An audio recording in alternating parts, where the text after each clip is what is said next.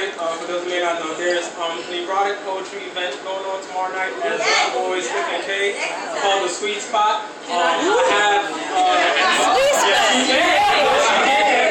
I have some flyers.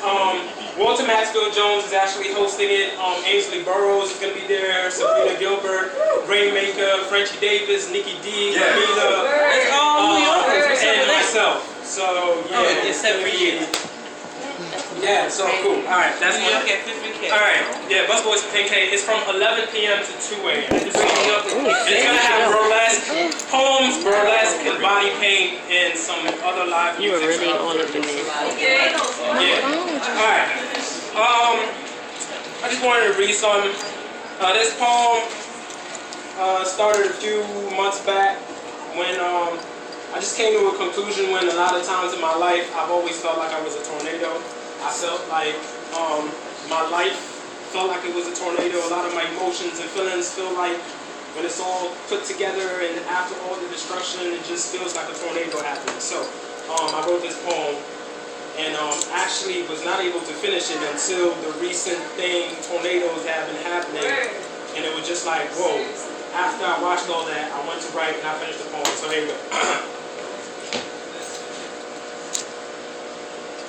After 36 hours of labor and a whispering flatline, I was born a confused tornado. From the double helix of a pack of Marlboro Reds and sweet plantains, I am one of 6 shotgun children for whom my mother never had enough bullets to keep with purpose. Sometimes I really wish I could miss my dad, but my bathroom mirror makes it hard every morning. I tend to always overanalyze everything, especially my flaws. Like how? I take people for granted. I stare at all the dumbest times and my bed smells like a lot of bad decisions. I've been with more women than my sheets can count. It was the best way I could find for one to sample my heartbeat and make me instrumental to their life. My heart hasn't felt like a home in years. More like an apartment building where my insecurities are landlord and God is just renting space, but he still takes time to remind me that being a poet will help me express the tornadoes inside of me a little better and help me be more comfortable with not just how unpredictable life is, but how unpredictable life can make a person.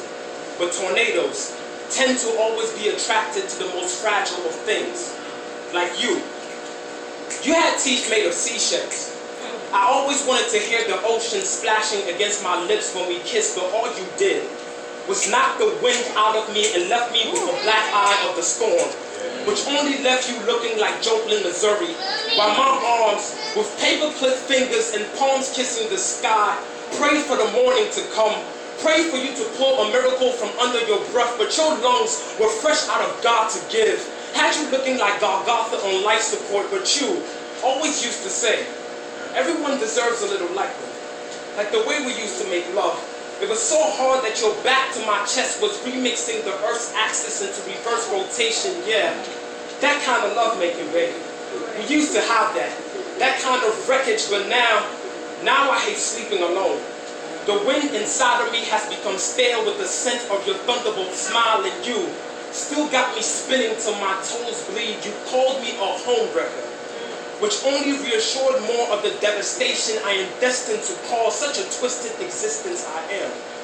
You always had me on edge, so I found ways to take the edge off, but never the fall, because the scariest part is not the jump, it's always the landing. So this is an apology for me being too long-winded and leaving you and everyone who followed longing for more wind than they ever bargained for. I've got a thing for tornadoes. They remind me of all the mess I always leave behind, all that whirlwind of dirt inside of my pockets. Bedrooms and hearts are all the same debris. I used to walk carefully and tread lightly, but time has made my feet heavy with mistakes, realizing that when you're a tornado, everything in your path is fragile. So now, I treat all my friendships like sandcastles. Always prepared for the tide, because no one knows what the future will hold and what it'll decide to let go for their place. What dreams it will forfeit to the wind. And speaking of which, I bought a dream this morning. I threw it into a pit of fire, built cities out of its ashes, and as I walked through its smoke-fondled alleys, I saw the 9-year-old version of myself. He's fat, not as broken as I am, and has just started his growing disdain for Fox News and stupid people. It makes sense if you think about it. He took my hand, then pulled me all the way to the city center, where there stood the most beautiful island inside of a puddle. He then spoke to me and said, "Remember growing up? We swore not to be afraid to cry more and smile often. Life is always too short to live in fear, so slow down a bit and stop going in circles all the time. By the way, very soon, woman, an amazing woman, all 5'2", of honey brown sunset in a walk like home-cooked lightning, who as much as you don't want to believe, you deserve just as much as she deserves you. She will remind you of your mother, but she would never try to do any of the things that she couldn't like. Teach your shotgun heart how not to make such a shell of all the people and things you hold closest inside of you. She will sing to you with a mouthful of ocean, nickname you her favorite wind, and drink all of the hurt out of your tears to remind you that in this city you have built, ashes are nothing but sand, and who loves the sand more than the ocean? Her arms, stretched as wide as the shore, will be made out of forgiveness, and all that loneliness you've masked in destruction is just that much more love for her to pour into you." And then woke up, eyes full of a daydream, a restless soul on a park bench looking for the belly of a woman's universe to be swallowed in this gravity-defying pride. And that's when she passed me by. 5'2", honey brown, confidence in her step, and a smile electric, humming the lyrics to Novocaine that side of her wasn't already enough of a drug to make earthquakes in my veins, but with her voice like the sweeter side of a whispering flatline, she said to me, "Hey, I don't know if anyone has ever told you this, but you're the most gorgeous tornado that I've ever met." Yes.